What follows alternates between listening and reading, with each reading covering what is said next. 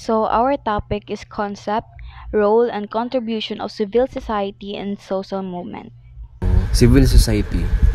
The United States refers to civil society as the third sector of the society along with the government and business. Ang sinasabi lang dito is ang civil society daw ay tumutukoy sa mga organisasyon at institusyon na nag-opera sa labas ng gobyerno at merkado. The term civil society organizations, CSOS, refers to those non-profit voluntarily organizations in the social sphere. This includes a wide array of organizations, networks, associations, groups, and movements that sometimes came together to push for the advancement of their common interest by means of collection action. CSOS o Civil Society Organizations ay mga grupo daw na gumagalaw ng hindi nakadepende sa gobyerno at negosyo. Sila yung nagtatrabaho para tugunan ang mga issue sa lipunan, ipagtanggol ang ibang advokasya, at magbibigay ng serbisyo sa komunidad. Mahalaga daw dito ang papel ng CSOS sa pagtataguyod ng pagbabago sa lipunan.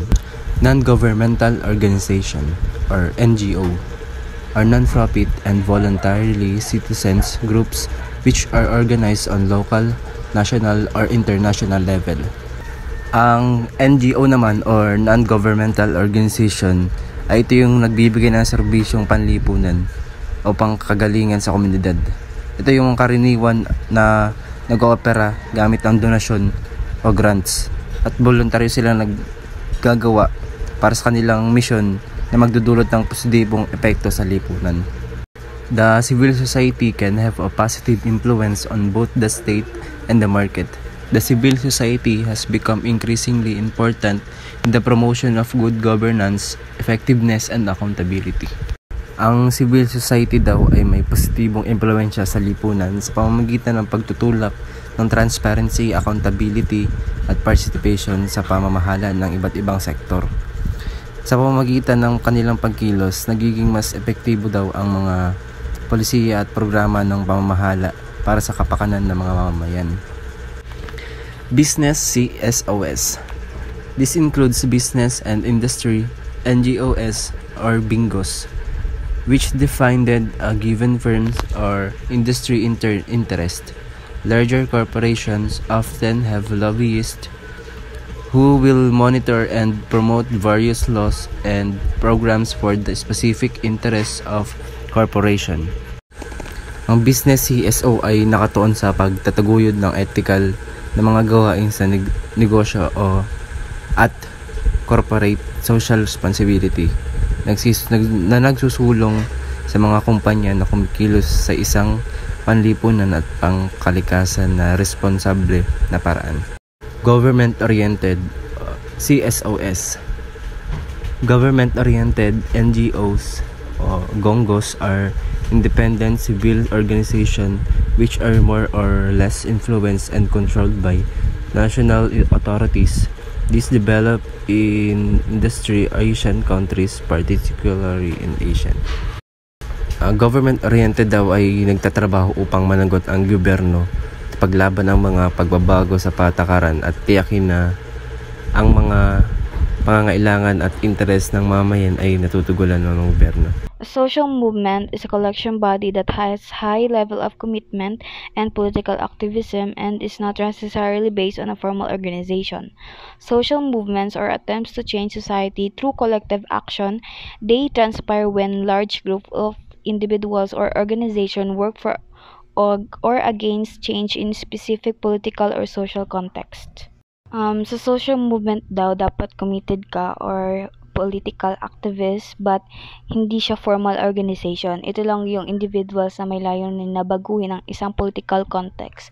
Just like the civil rights or the nangyari na cha-cha-cha. Sa pagkakaalam ko is siya, nagrally dun yung mga I think political activist kasi nga tutol sila sa charter change. Tutol sila sa pagbabago ng constitution. So, meron pala din tayong tinatawag na new social movement. Sometimes referred to as new politics, are those that attract the young, better educated, and relatively affluent individuals, including the post-material orientation and commitment of these individuals to new forms of political activism. So, dito, ang mga ano nito is yung mga kabataan na educated and politically aware, just like the students na nag-a-attend ng mga rally. Types and stages of social movements. Ang alternative movements ay tumutukoy sa mga pangkat o organisasyon na nagtataguyod ng mga ideya, pananaw o solusyon na iba sa pangkaraniwan o pangunahing pamamaraan sa lipunan. Ito ay maaaring magtampok ng alternatibong paraan ng pamumuhay, pampolitika, ekonomiya at kultura.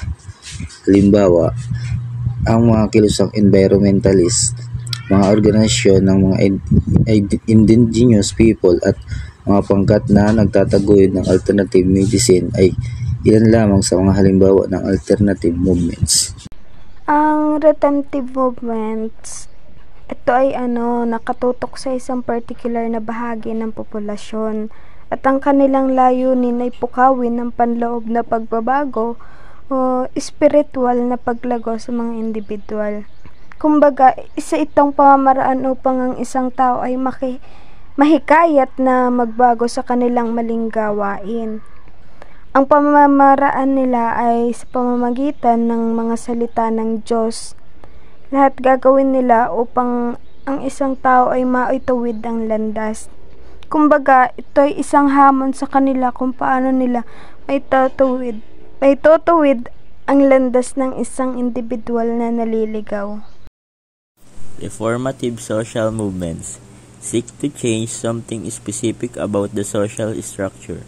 They must seek a more limited change but are targeted at the entire population. Environmental movements, the women's suffrage movement, or the more contemporary Buy Nothing Day, which protests the rampant consumerism, and Black Friday, are examples of reformative movements. Reformative social movements are collective efforts aimed at instigating change within existing social, political, or economic structures.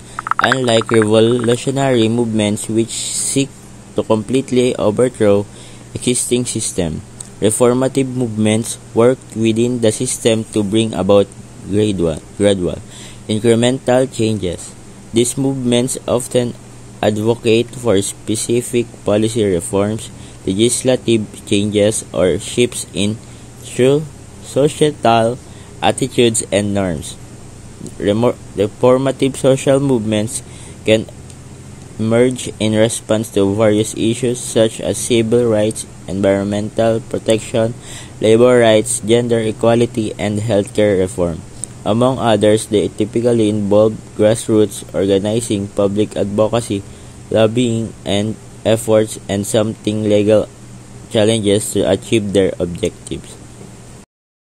Examples of reformative social movements include the civil rights movement in the United States, the women's suffrage movement, the labor movement advocating for workers' rights and better working conditions, the environmental movement advocating for policies to address climate change and protect natural resources, and the LGBTQ plus rights movement advocating for equal rights and protections for LGBTQ plus individuals. Thank you. Ang revolutionary movements naman ay ang mga revolusyonaryong kilusan ay naghahangad na lubos na baguhin ang lahat ng aspeto ng lipunan.